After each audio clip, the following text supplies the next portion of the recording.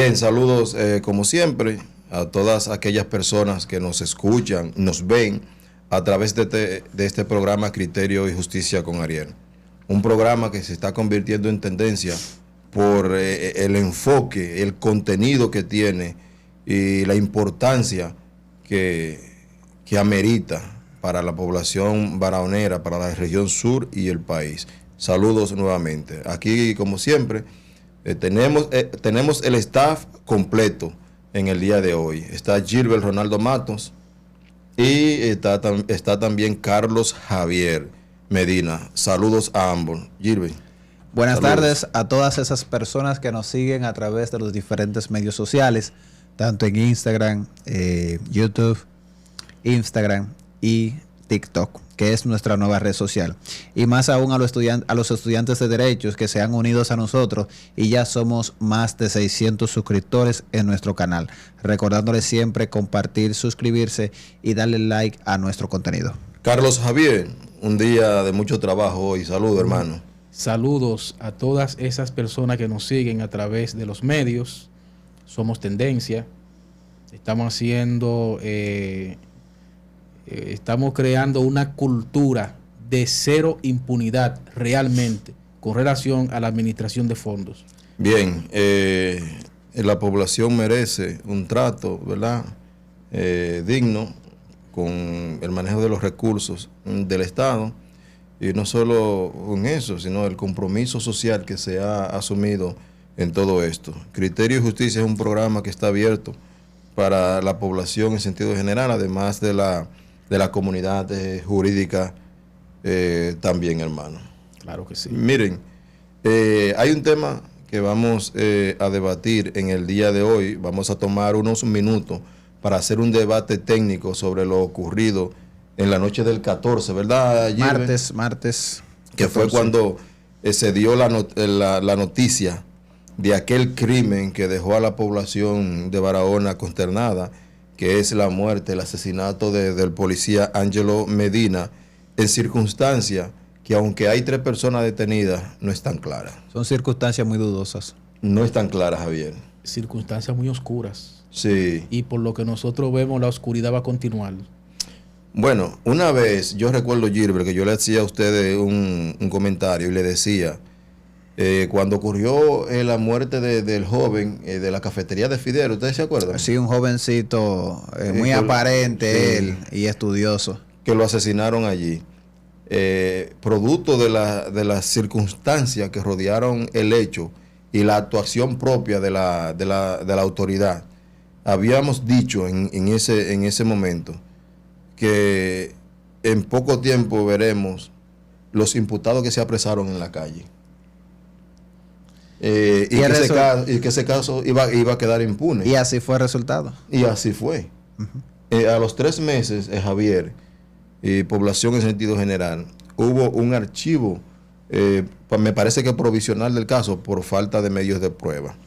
Eso quiere decir que es un caso más que se queda en impunidad. Y no lo podemos ver tampoco así tan radical, porque hasta en los países desarrollados hay casos que no se resuelven. Nosotros no tenemos que ser la excepción, pero hay que trabajar para que la investigación no lleve, o una mala investigación o una desesperación por identificar sospechoso, no lleve a un acto de impunidad. Javier. Bueno, habría que preguntarse en esa dirección cuál es el manejo que está utilizando la policía con relación al protocolo que se utiliza para la recolección de evidencias. Porque una de las razones que da lugar justamente a que muchos de esos casos de homicidio, como el que tú mencionas, que hay una familia destrozada que está pidiendo justicia todavía, justamente el manejo, el protocolo que se utiliza para la recolección de evidencia tiene mucho que ver al final con el archivo de esos procesos.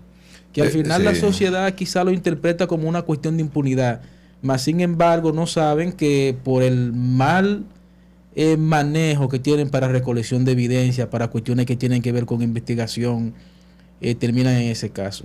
Pero el caso que nos ocupa, independientemente de todo, el que vamos a discutir, es un caso que hay que ponerle mucha atención.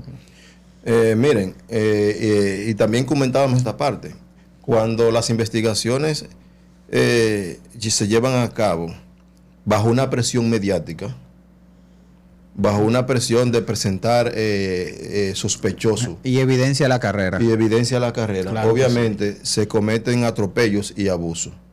Entonces, es posible que los responsables se queden en libertad y es posible que inocentes paguen por un hecho Que no cometieron. posiblemente no cometieron, ¿verdad? Pero bien, el análisis que vamos a hacer ahora de ese caso es meramente técnico.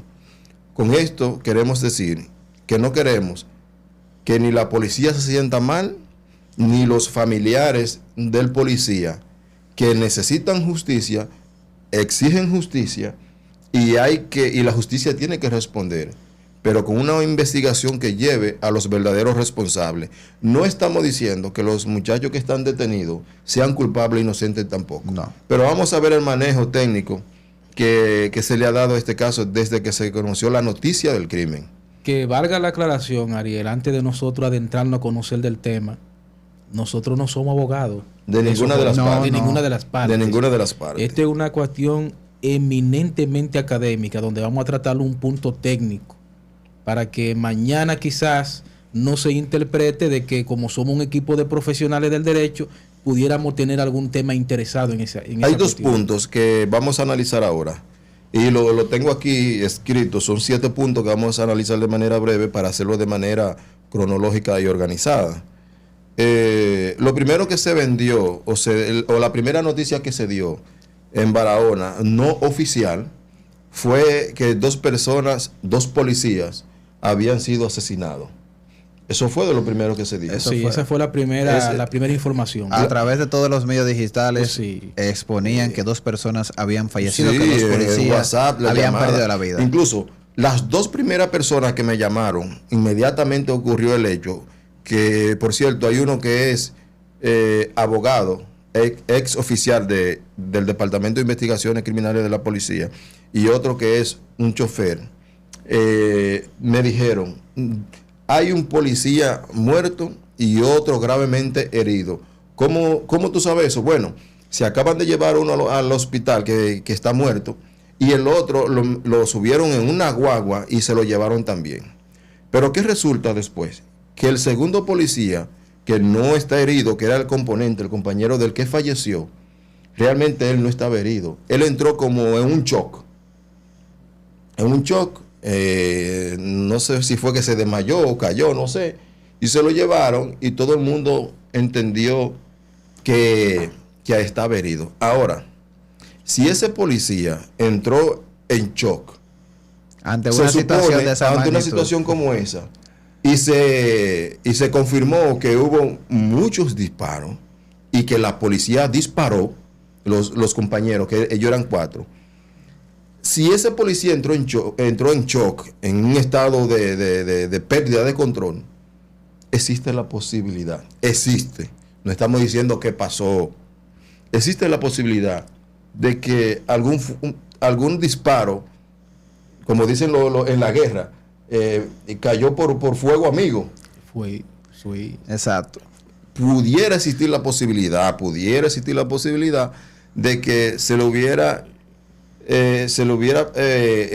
incrustado, ¿verdad? Ujú. Un disparo de su propio compañero hasta sin querer. Es que cuando están esos disparos cruzados hay posibilidad de que suceda. Pero eso es un asunto.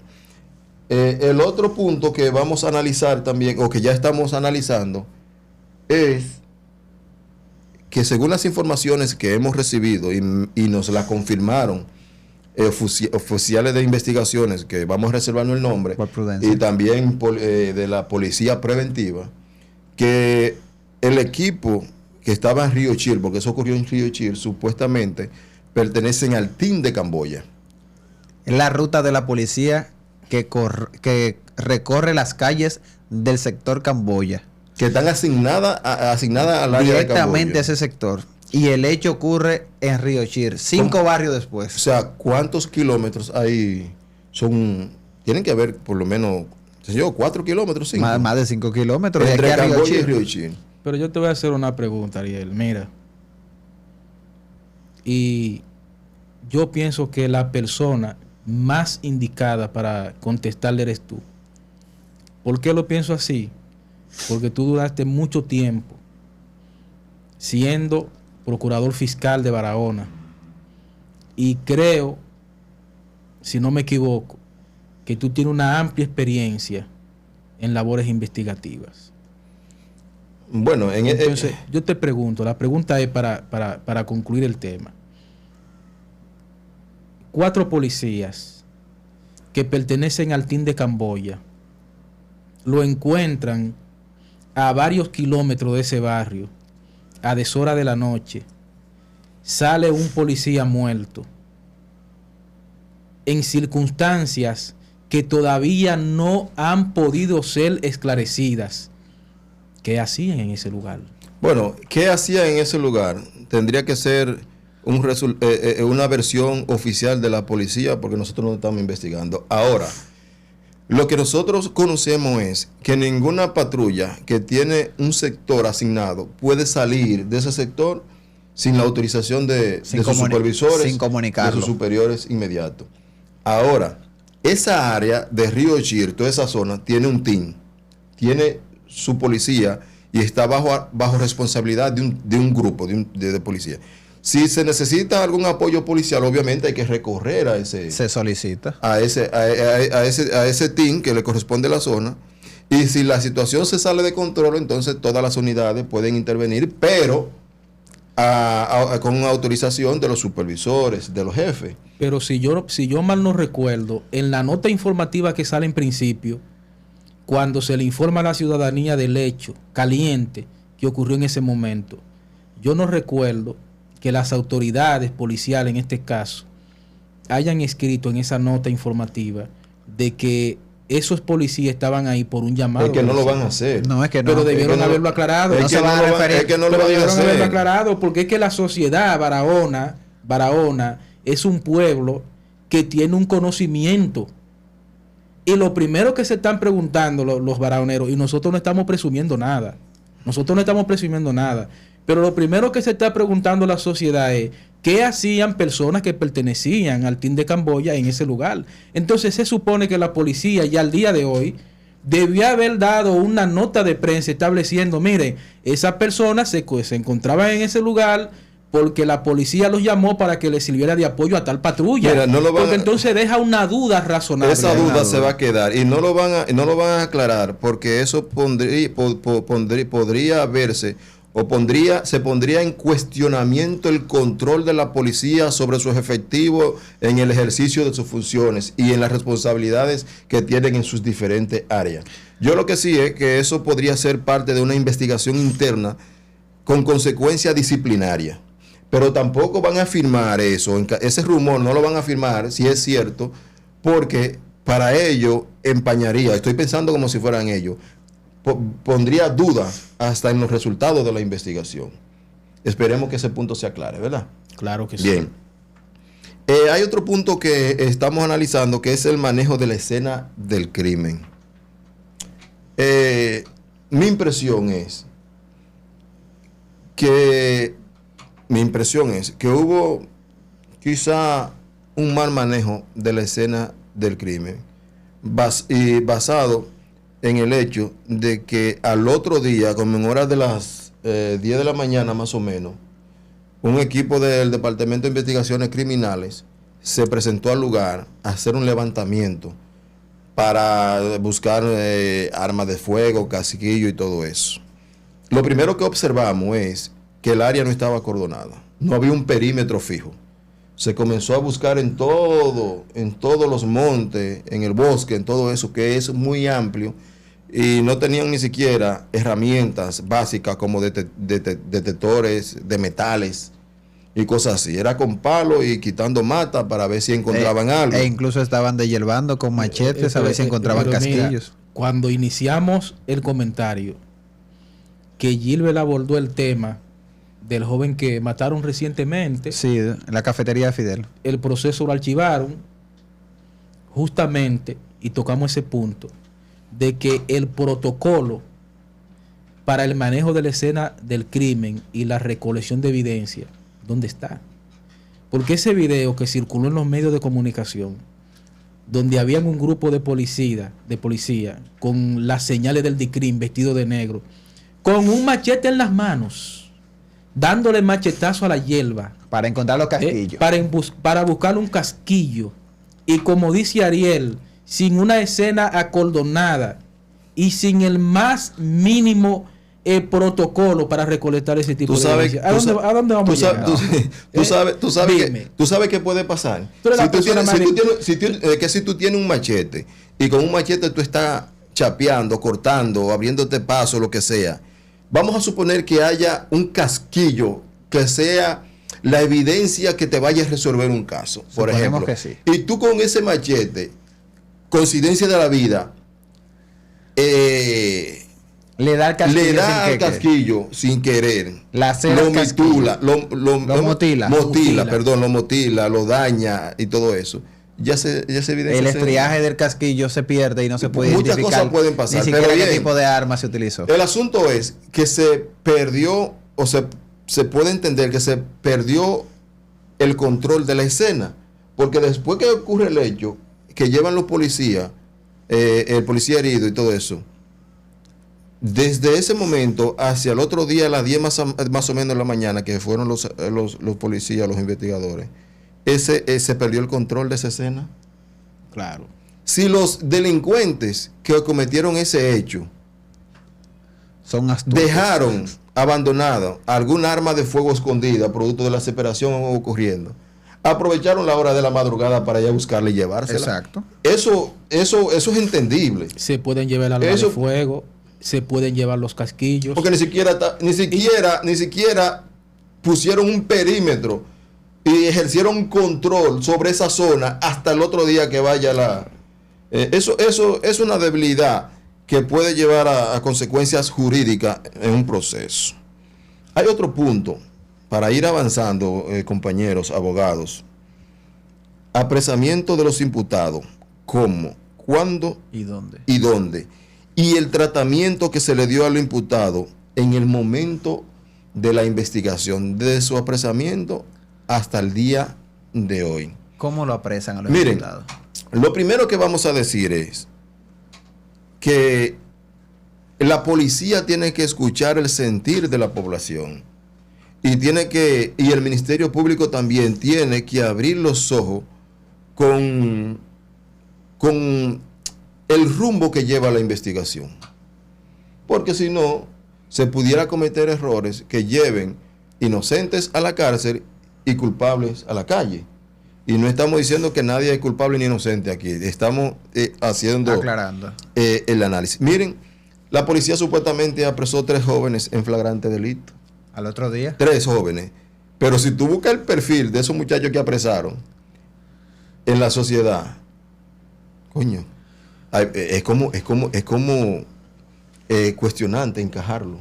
Mira, yo no he visto todavía en Barahona una lucha del pueblo de Barahona, un asunto que se ha convertido en causa social, donde se está exigiendo, primero, que se aclarezca el crimen, y segundo, que hay que investigar a profundidad, porque el perfil de esos muchachos que están detenidos hasta el día de hoy no se corresponde con la realidad. Y Son no muchachos que se dedican a las actividades de animación, en cumpleaños, fiestas y deportes. Incluso trabajan con creo que es oficial del ejército, que es el jefe de ellos, que se dedican a animar A fiestas como hacer payasos. actividades con nosotros la hemos visto. niños, Claro, adultos. culturales. Entonces, lo apresan en flagrante delito. Oigan qué cosa.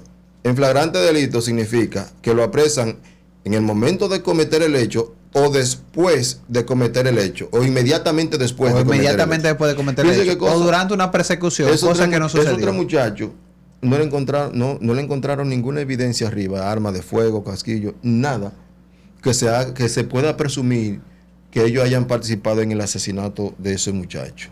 Ojo, estamos analizando, no estamos diciendo que son inocentes ni tampoco culpables, pero la investigación tiene que tomar un rumbo es sincero. Entonces, se lo llevan a la policía preso. Y resulta... Cuando se lo llevaron a la policía estaban intactos esos jóvenes. Bueno. Intactos. Entonces, hay algo que ustedes no han notado en este caso.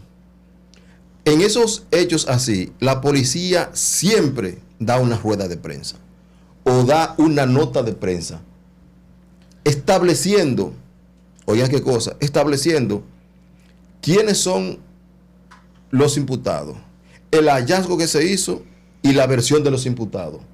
Barahona, parece curioso. En este caso la policía no ha dicho que los imputados confesaron el hecho. ¿Y cómo lo van a confesar? No. Y el tratamiento que se le dio a esos muchachos desde que fue apresado hasta el otro día era para confesar. ¿Lo machucaron, Ariel? Yo no puedo decir que lo machucaron. Hay fotografías que andan en los diferentes medios sociales. Mira, ellos sangrando. Sí, pero escúchame. Pero déjame maquillarlo un poquito. El tratamiento que le dieron a esos muchachos desde que lo apresaron hasta el otro día era para confesar. Sin embargo, no pudieron obtener de esos muchachos, que no pasan, son como 19 años, 17, no sé, 18. Son niños. Mire que con usted mirarlo mal, hablan. Y no dijeron una sola palabra. Es extraño eso. Mira, hay una foto que circuló en las redes sociales que se la tiraron en emergencia a los muchachos. Alguien que parece que lo estaba atendiendo, porque se ve que del lado de los médicos, o los enfermeros, donde aparece, creo que el mayor de ellos, que apenas tiene 21 años, creo, el mayor. Y él aparece con golpes evidentes en la cabeza. Se ve sangrando la cara. Se ven los hematomas, se ven las heridas. Claro. Y hay que hacer una interpretación. Cuando lo apresan, no tienen esas heridas visibles, ¿verdad? Esos golpes visibles. Claro que no. Al otro día aparecen con ellos. Claro. Y ellos estaban debajo del control de la policía. Ahora, lo triste de todo esto es que quienes están llamados a garantizar un debido proceso en una investigación como esta no tienen el control de la policía. Y cuando tú llevas a los tribunales esos muchachos con evidentes lesiones físicas que no tenían cuando fueron apresados, nadie toma eso en cuenta. Y estamos en un estado social, democrático, claro, de derecho, de justicia y de todas esas cosas. ¿Dónde está el Ministerio Público? ¿Dónde estaba el Ministerio Público? No queremos que el Ministerio Público se sienta cuestionado, pero estamos haciendo un llamado porque mañana puede pasar algo conmigo, contigo, o con un hijo de nosotros. Con su hijo, con su nieto, con su hija, con su mamá, su papá. Y usted no va a querer que por buscar una supuesta verdad la policía lo violen maltrata. la ley. Óyeme, eso es triste. Hay algo que tenemos que tomar en cuenta. Tenemos la información de que los policías o uno de los policías supuestamente identificaron a esos muchachos. Pero déjenme decirle algo. Si esa investigación está cuestionada, si los policías saben que su trabajo, su carrera policial, depende del resultado de esa investigación, ¿qué tú crees que van a hacer? Pero eso es más que evidente. Estarán condenados personas. Eso es más que evidente. Ahora, lo que tú tienes que analizar es la característica de la escena donde ocurrió el hecho, como a las 10 de la noche, que por ahí ni un mime se ve. Por ahí no hay nada que enfoque. Oscuro, total. A las 10 de la noche. Totalidad. Para el norte, monte. Para el este, monte. Para el sur, monte. Donde quiera, ahí solamente hay una calle de tierra que conecta a esa parte de Río. Ni siquiera alumbrado es. Entonces, eso es tenebroso. Bajo un intenso tiroteo. Oye, por eso es que el código le dice a los jueces que hay que utilizar la lógica y la experiencia. Entonces, ¿cómo tú logras identificar con esa característica de la escena 3 personas en un tiroteo que duró supuestamente un tiempo y que se tiraron más de 30, 40 o 50 disparos? ¿Te imaginas? ¿Cómo tú logras identificar? Imagínate que quien identificó fue el que estaba en shock. Esa versión no es creíble. No, esa es otra cosa.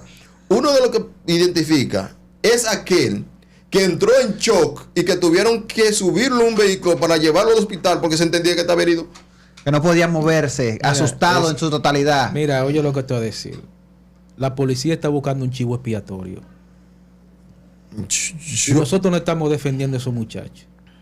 Nosotros estamos hablando de cuestiones técnicas. Y no es verdad que una persona en Barahona le va a disparar a un tiro a un policía y se va a quedar en el lugar del hecho. Eso es mentira. No. Te digo una cosa. Y la fiscalía lo sabe. Te digo una cosa. Pero hay No hay varios forma de eso. casos. Ey, No hay ¿Sabe forma. lo que Déjame decirte una sucede? cosa. En Barahona, no te digo que no aparezca, porque lo han hecho en otras ocasiones. Pero mire, aquí en Barahona, el delincuente no tiende a enfrentar a la policía. Nadie, ningún delincuente se mete con No. la policía. Óyeme, el delincuente es raro. Es que eso representa el Es peor de raro. sus problemas. Es raro. Ese es un código que se respeta Es al raro. delincuente. Es raro. Cuando la gente ve a la policía, sale huyendo. Claro. Sale huyendo. Siempre. Pero nosotros, ¿cuál es el deseo de nosotros? Aparte de analizar un caso de manera técnica que está en la palestra pública aquí en esta ciudad de Barahona, es que se pueda tener algún control de la investigación y que si esos muchachos son culpables, que paguen. Pero que si son inocentes, Que lo liberen. que hagan una investigación sincera y que no se apresuren a buscar un culpable para tener un caso dentro de la estadística como resuelto. Porque no hay un daño. El mayor grande que se le pueda dar a una sociedad en términos de justicia es cuando hechos como esos quedan impunes o cuando con hechos como esos se meten a la cárcel a personas que las evidencias son dudosas. ¿Por qué tú crees que se dice que para usted condenar a una persona tiene que tener como juez la certeza? Esa palabra la usa el código. Tiene que tener la certeza de que esa persona es responsable penalmente por ese hecho. Mira, yo tengo mi reserva con ese caso.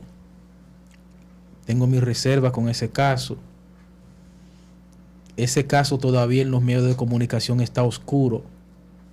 La versión que ha dado la Policía Nacional de ese caso es una versión que la sociedad barahonera no la ha asumido.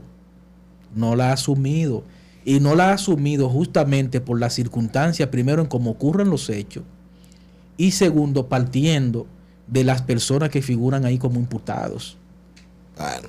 Entonces, eso hay que esclarecerlo, porque sería lamentable que mañana se condenen a esos 3 jóvenes por un hecho que posiblemente ellos no cometieron. Y Eso por es último, grave. señores, Jirwin, la prueba de absorción atómica, la parafina, como se le quiera llamar, porque hay gente que hay que hablarle a veces tiene en un lenguaje que diferente, entiendan, sí. Claro. que entiendan, no son confiables. No, por Desde eso- su toma hasta el manejo de la cadena de custodia. Eso ha quedado descartado incluso por la Suprema Corte de Justicia. Sí, pero déjame decirte algo. Mira, ¿Quién toma esa prueba, Ariel? No, la propia policía, pero no es que la tome la policía, es cómo la toma y qué proceso usa para tomarla. Miren, los resultados de la parafina no son concluyentes. En derecho penal no son concluyentes. Pero aquí basta con cualquier tipo de evidencia para una condenar. situación, Sí, ¿entiendes? Entonces, miren lo que está pasando con la toma para la parafina, que eso es la muestra que se toma en los dorsos de la mano de los sospechosos. ¿Quién la toma? ¿La toma la policía? ¿Quién la embala? La Le policía. embala la policía y después se le envía al Ministerio Público. ¿Pero dónde lo hacen? En una habitación o en una oficina donde primero hay aire acondicionado. Segundo, donde toman toda la muestra. Y las partículas de esa muestra se expanden en el aire porque son microscópicas. Sí. Y eso contamina las evidencias. Pero no solo eso. Esas tomas no se hacen en presencia del Ministerio Público. No. Y yo no quisiera ver un Ministerio Público que me diga que en presencia de ellos la policía toma esa muestra. Yo no quisiera ver a alguien que me diga, por lo menos aquí, que eso pasa. ¿Y qué es lo que debería hacerse desde mi punto de vista? Tomando en cuenta a veces las debilidades del sistema y tomando en cuenta a veces las dudas que se tienen sobre algunas actuaciones. Que sea en presencia del Ministerio Público, con el imputado ahí, un área propia para eso, con los policías científicos que levanten en presencia del Ministerio Público, que embalen en presencia del Ministerio Público esa muestra, que el Ministerio que Público la de la sellen seguridad y que pongan el nombre de los imputados y que ahí mismo sea el Ministerio Público que tome control de ella y que sea el Ministerio Público que le envíe el laboratorio para su análisis. Ahí yo creo en el resultado de la investigación. Eso sería lo adecuado. Pero déjeme decirle algo. Lo más fácil que hay en estos tipos de casos o en una investigación es adulterar una muestra para un estudio de absorción atómica. Que en ningún caso, si existe la prueba de absorción atómica, si se la han practicado a esos jóvenes, en ningún caso nosotros estamos diciendo que estén contaminadas. Nosotros estamos haciendo un juicio partiendo de la experiencia que tenemos en diferentes en tipos el de ejercicio procesos de derecho penal. Además, para que estén claros en esa parte. Mira, para cerrar, te digo algo. Aquí hay casos que se han condenado con muestra, con análisis químico de absorción atómica que dan positivo, que no se sabe ni cuál policía fue que levantó la evidencia. Cierto. No hay un acta que diga cómo se levantó la evidencia, cuándo y en qué circunstancias. Y no hay un técnico que vaya a declarar en el tribunal a decir, yo levanté esa muestra, yo la embalé, yo la mandé al Ministerio Público para establecer la cadena de custodia y tengo pruebas. Hay casos. Entonces, ¿cómo tú muestras, cómo tú pruebas el cumplimiento del principio de legalidad de cadena de custodia en un caso así? Y hay condena. Y siempre la habrá. Lamentablemente. Bueno, esto ha sido todo por el día de hoy. Gracias por escucharnos, por su paciencia.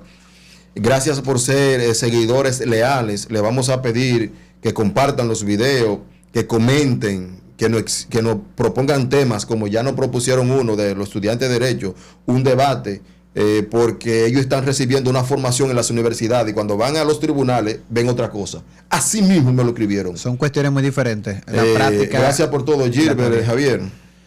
No olviden suscribirse a nuestro canal de YouTube Criterio y Justicia con Iván Ariel. Activen la campana para que les llegue la notificación de cada video, así como deje su sugerencia en la caja de comentarios. Vaya a Facebook y con el mismo nombre Criterio y Justicia con Iván Ariel. Dele like, dele me gusta y comparte este contenido. Nos puede buscar también en TikTok y en otras redes sociales. Decirle a todas las personas que nos siguen que compartan este video, porque si comparten el video va a llegar más lejos. Y es muy probable que mientras más lejos llegue, ese hecho del cual estamos discutiendo pudiera ser esclarecido. Este espacio llega gracias a la firma de abogados Gómez Rubio Asociado, una oficina de abogados que cuenta con profesionales capacitados en diferentes áreas del derecho. Estamos ubicados en la avenida Antonio B. Suberví, número 25, sector Blanquizales, Barahona. Siga en sintonía con este programa Criterio y Justicia con Ariel.